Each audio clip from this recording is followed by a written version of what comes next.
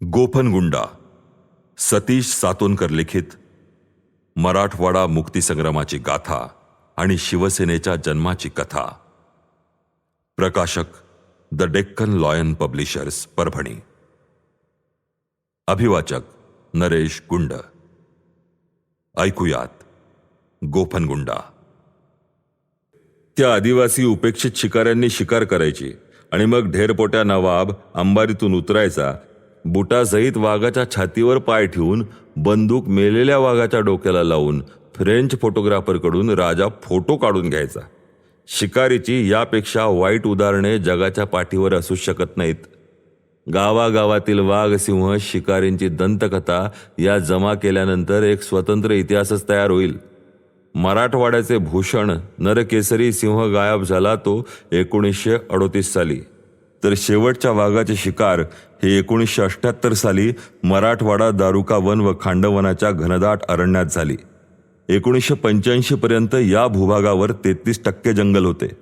आज ते न बोललेलेच बरे.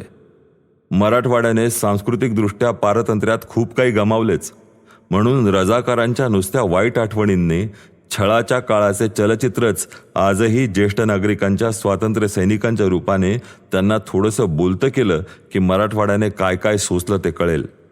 हे कळाल्याशिवाय मराठवाड्याचा इतिहास कळणे शक्य नाही. म्हणून जिथं सिंह आणि वाघ लुप्त करण्यात आले, त्यांचा वंश संपवण्यात आला, त्याच भूमीत शिवसेनेच्या रूपाने तोच वाघ ग्रामीण आणि अतिग्रामीण भागामध्ये जनमानसांच्या हृदयात पुन्हा जिवंत करणे हे अशक्य कोटीतले काम दिवाकर रावते साहेबांनी केले. हे मराठवाड्यातील माझ्या पिढीने अनुभवले आणि या लढ्याला, या मातीचा एक वेगळा सुगंध आहे. म्हणून शिवसेनेचा मराठवाड्यातील उदय ही राजकीय स्वातंत्र्याची दुसरी चळवळ होय. म्हणून या लढ्याला एक वेगळीच लकब आणि संघर्षाची झालर आहे.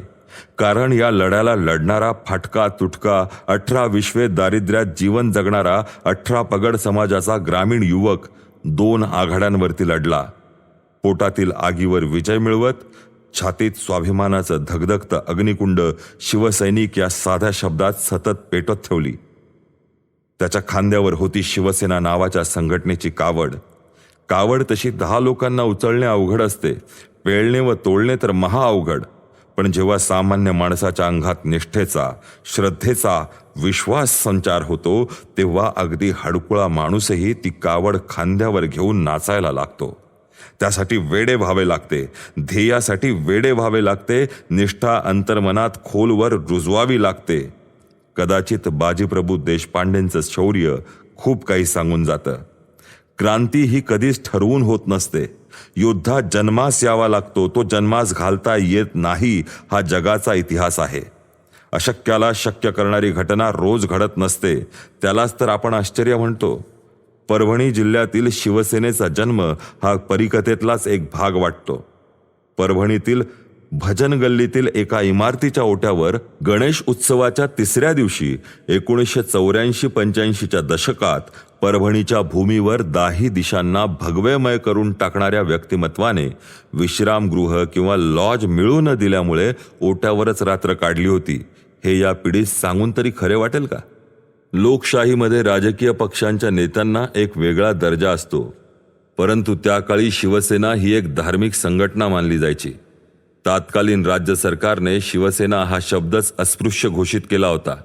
त्या परिस्थितीत शिवसेनेचे विचार 4 लोकात मांडणे हा अघोषित शासकीय गुन्हा होता. खरंच आम्ही हे पाहिलं आहे.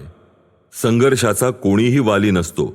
शिवसेना प्रमुख बाळासाहेबांचा कडवट विचार, दामुअण्णा शेटे, सखारामपंत लोहगावकर, अनंत लोहकरे, विठ्ठलदास राठोड, रवी शिंदे, तांबोळी, देवीचंद अंभोरे, श्याम भोसले, विष्णू फुलवाडकर, विष्णू आळसपुरे, जुगनू पाटील, भरत बोराडे, पंडित आरकुले, अशोक बांगर, वसमतचे शिवाजी कुलकर्णी, ज्ञानोबा बचाटे पाटील, डॉक्टर किरण पाठक ताडकळसकर, डॉक्टर जयप्रकाशजी मुंदडा, रामकिशन राखुंडे मामा, भाई भोसले, नाना काका चव्हाण, तानाजीराव भोसले अशा मोजक्या सहकाऱ्यांना बरोबर घेत पडत्या पावसातही सायकलवर बांधाबांधाच्या रस्त्यावरून आपण गाठलेले गाव म्हणजे सामाजिकदृष्ट्या राजकीय गटागटात विभागले गेलेले सतत तंटे चालू राहावे, हाणामाऱ्या होत राहाव्या याचा प्रयत्न तात्कालीन विरोधी पक्ष व सत्ताधारी हे भावकीच्या शिरस्त्याप्रमाणे वाटून घेतलेले.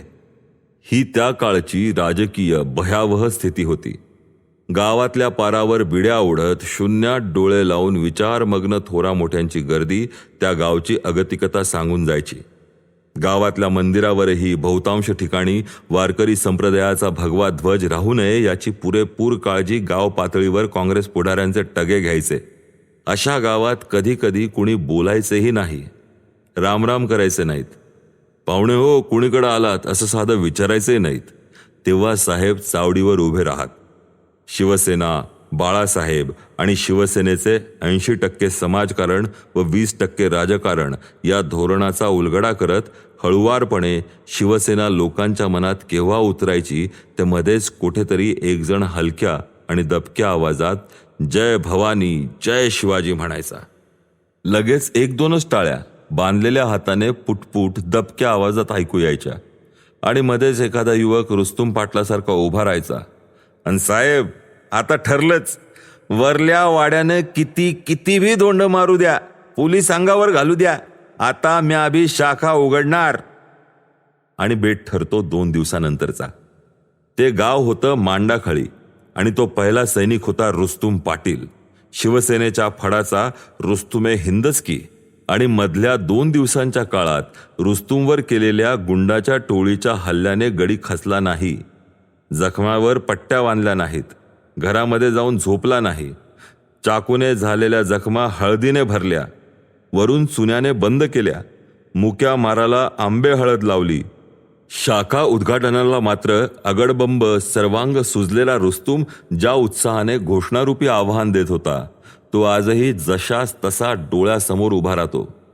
माणसं पेटून उठली व ती अशा प्रस्थापित राजकीय व्यवस्थेच्या विरुद्ध जाणे म्हणजे स्वतःचा नाच उघड्या डोळ्याने पाहणे अशी ती परिस्थिती ठाऊक असतानाही, होणाऱ्या दुष्परिणामांची माहिती असतानाही मृत्यूला परिवर्तनाच्या तांडवामध्ये परावर्तित करीत मृत्यूलाच आव्हान देणारे असे व्यक्तिमत्व गावोगाव आणि घराघरांमध्ये उदयाला येते. ग्रामीण भागातील शाखा उद्घाटन म्हणजे पोलीस खात्यामध्ये पारद्यापेक्षा वाईट गुन्हेगारांच्या यादीमध्ये स्वतःची नोंद करून घेणे होय. अतिशय आक्रमक शिवसैनिकांना नातेवाईक सुद्धा कार्यक्रमाला बोलवत नव्हते. तो एक सामाजिक, धार्मिक, राजकीय प्रकारचा घोषित अघोषित बहिष्कारच होता.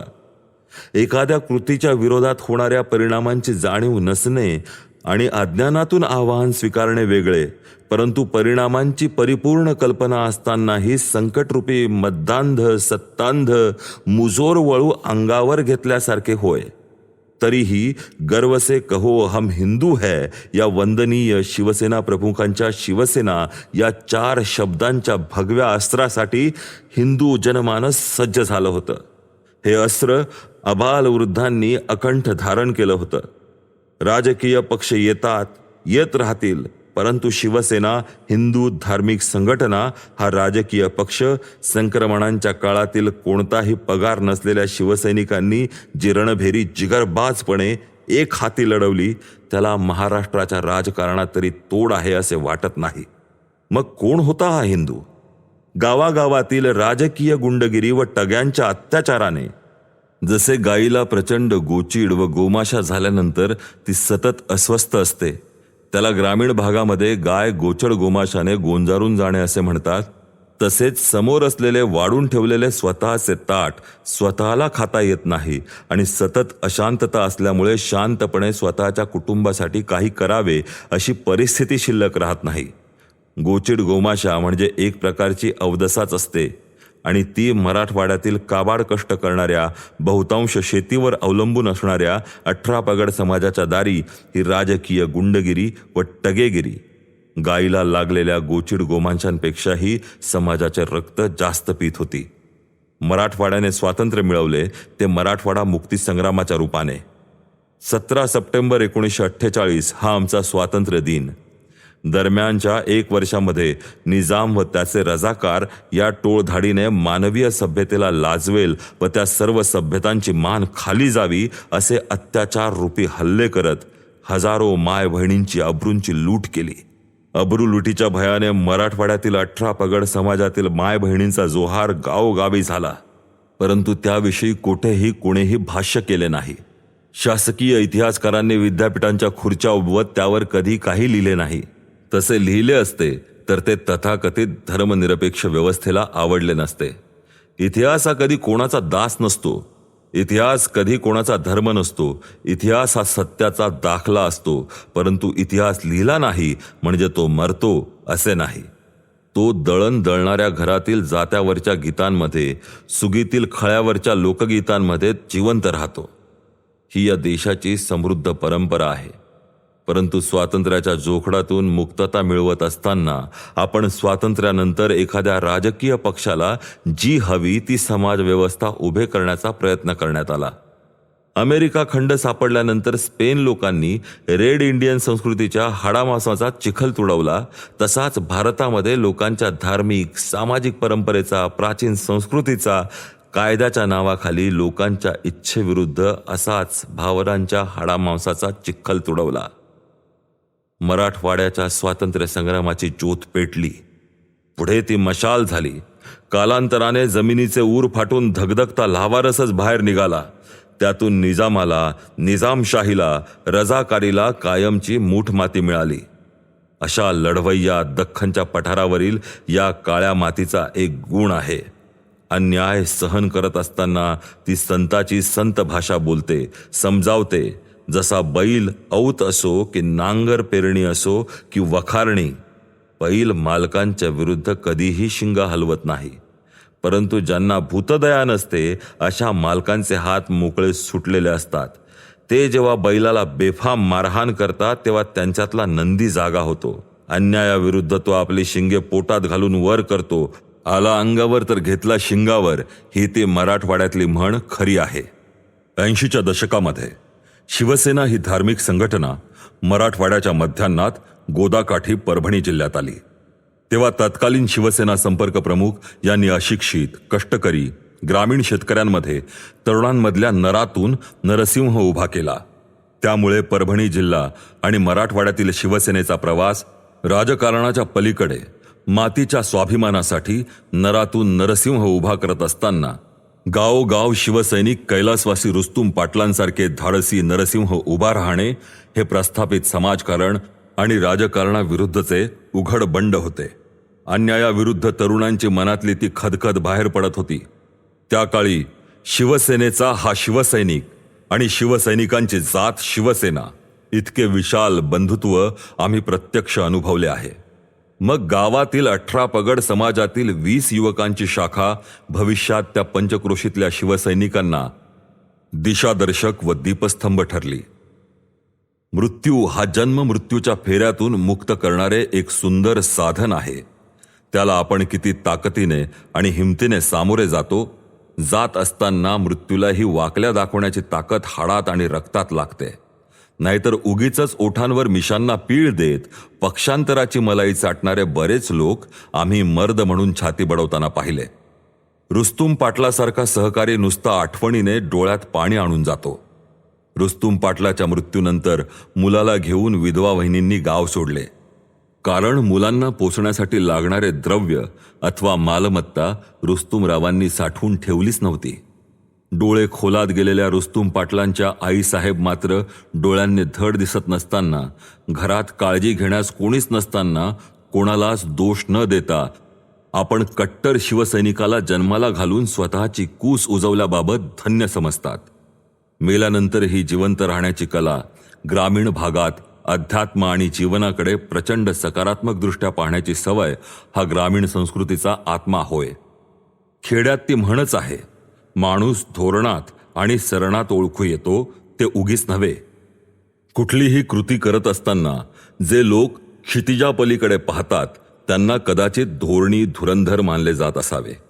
तेच लोक कुठे कोणत्या परिस्थितीत जन्माला आलो याचे रडगराणे गात नाहीतच. काळाच्या छातीवर आपल्या वाघनखांनी आपले नाव कोरून ठेवतात. खरंच रुस्तुमसारखा हाडाचा माणूस, माणुसकीने माणसं जिंकणारा, गड्याच्या पायात भिंगरी, आता इथं तर उद्या तिथं विजेसारखा लखलखत राहायचा, काजवा होऊन जगण्याला सुद्धा अर्थ तेव्हाच प्राप्त होतो जेव्हा अमावस्याची काळ रात्र असते. विपरीत परिस्थितीमध्ये अशा शेकडो हजारो रुस्तुम पाटलांनी आपल्या जीवनाची छोटीशी काजव्याच्या शेवटातली ज्योत काळ रात्रीला आव्हान ठरत जो इतिहास निर्माण केला त्याला लोकशाहीच्या भाषेत खासदार आणि आमदार म्हणतात. यशाच्या या अग्निकुंडात समिधा मात्र रुस्तुमच्याच आयुष्याच्या. होय, त्यांनी आपल्या आयुष्याला समिधेचे रूप दिले. साहेब, तुम्ही घडवलेले रुस्तुम असेच जगले, जे आहेत ते असेच जगतात. कदाचित उद्याही असेच जगण्याचा प्रयत्न करतील. कारण माणूस आपली जीवनशैली बदलूच शकत नाही. शिवसेना हा एकच शब्द म्हणजे जीवन. या एकाच शब्दाभोवती आयुष्य पणाला लावणारी एक वेडपट पिढी या जिल्ह्यात घडली हे कोणास सांगूनही खरे वाटणार नाही. आज रुस्तुमराव नाहीत हे आमचे दुर्दैव. अशा काही ढाण्या वाघांची कथा म्हणून मृत्यूनंतरही जे सैनिक लोक आदरास पात्र ठरले त्यांना लोकनायकासारखा आजही सन्मान दिला जातो. त्यातील प्रातिनिधिक स्वरूपात काही स्वर्गीय सैनिक बांधवांचा उल्लेख करणे क्रमप्राप्त आहे. आत्ता आपण ऐकलत सतीश सातोनकर लिखित द डेक्कन लॉयन पब्लिशर्स प्रकाशित गोफनगुंडा, नरेश गुंड यांच्या आवाजात.